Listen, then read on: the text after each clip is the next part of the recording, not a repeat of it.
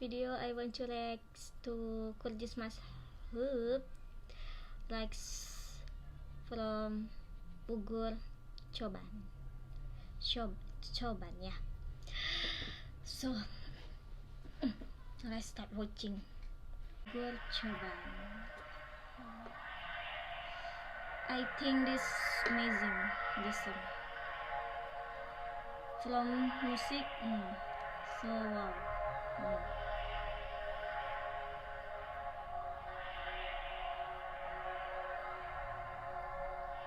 Okay.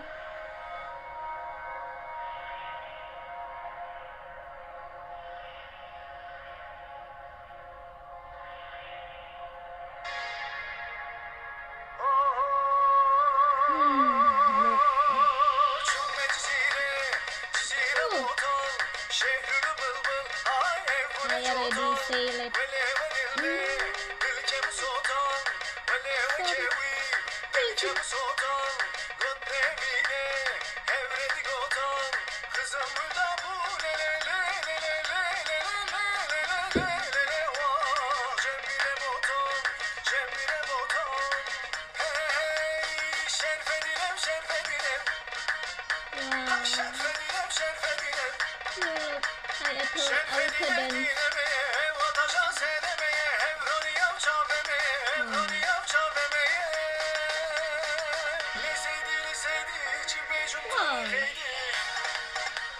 Maşallah.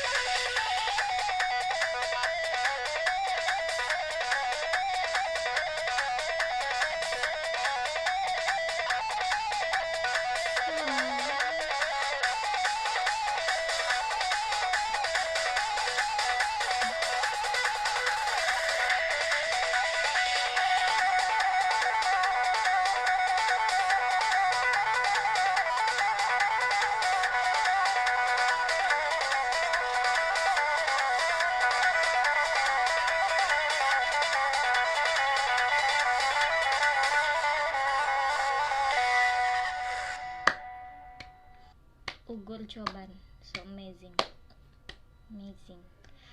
I like this song. Later I want to introduce this song with my friend.